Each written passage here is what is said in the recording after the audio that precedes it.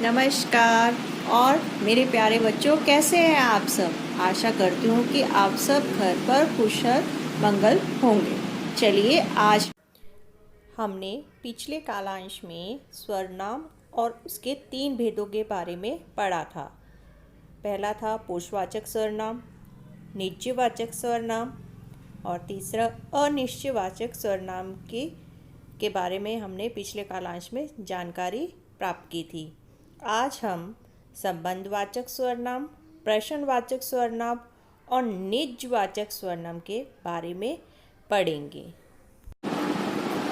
हमारा चौथा है संबंधवाचक स्वरनाम, यानी मेरे प्यारे बच्चों संबंधवाचक स्वरनाम वे सर्वनाम वाक्य में आए किसी दूसरे सर्वनाम शब्द से संबंध बताता है, वो क्या कहलाते हैं? संबंधवाचक सर्वनाम। जैसे कि संबंधवाचक सर्वनाम की परिभाषा, जिन सर्वनाम शब्दों का प्रयोग वाक्य में संज्ञा या सर्वनाम से संबंध बताने के लिए किया जाता है, उन्हें संबंधवाचक सर्वनाम कहते हैं। जैसे जहाँ, वहाँ, जैसे, वैसे, यानी कि जिस वाक्य में संज्ञा और सर्वनाम में संबंध बताने के लिए किया जाता है। जैसे कि जो पढ़ेगा सो पास होगा, यानी कि जो मेहनत करेगा उसे ही फल मिलेगा। जिसकी फसल अच्छी होगी उसकी आमदनी भी अच्छी होगी, यानी इन वाक्यों में क्या है? संज्ञा और सर्वनाम का संबंध बताया जा रहा है। और भी उदाहरण ले सकते हैं हम। जैसा करोगे वैसा भरोगे, जैसा करोगे वैसा भरोगे। एक उदाहरण और दे सकते हैं, जिसकी लाठी उसकी भैंस, जो डरेगा सो मरेगा। आया सभी को? इसे हम क्या कहते हैं? संबंधवाचक स्वरनाम। अब हम 5वां पढ़ेंगे, प्रश्नवाचक स्वरनाम। प्रश्नवाचक सर्वनाम किसे कहते हैं?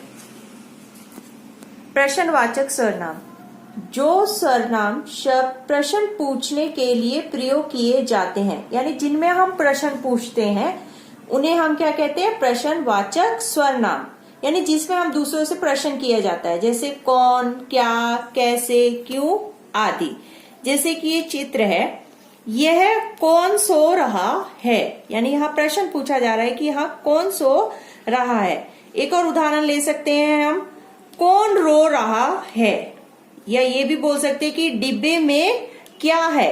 यानी जिसमें हम प्रश्न पूछे जाते हैं उन्हें हम क्या कहते हैं? प्रश्नवाचक सर्वनाम। अब हम आखिरी पढ़ेंगे, निजवाचक सर्वनाम। निजवाचक सर्वनाम किसे कहते हैं? निजवाचक सर्वनाम जिन सर्वनाम शब्दों में कर्ता स्वयं अपने लिए प्रयोग करता है, उन्हें निजवाचक सर्वनाम कहते हैं। यानी इसमें स्वयं के लिए प्रयोग किया जाता है, उसे हम क्या कहते हैं? निजवाचक सर्वनाम। यानी अपने आप, स्वयं, खुद आदि। जैसे यहाँ पे क्या है? सपना स्वयं पढ़ रही है, यानी कि वो क्या कर रही है? स्वयं, यानी खुद कर रही है, तो ये क्या हुआ? निजवाचक सर्वनाम। मोहन अपने आप कपड़े धो रहा है, वो भी अपना कार्य क्या कर रहा है? स्वयं कर रहा है, तो ये क्या हुआ? निजवाचक सर्वनाम।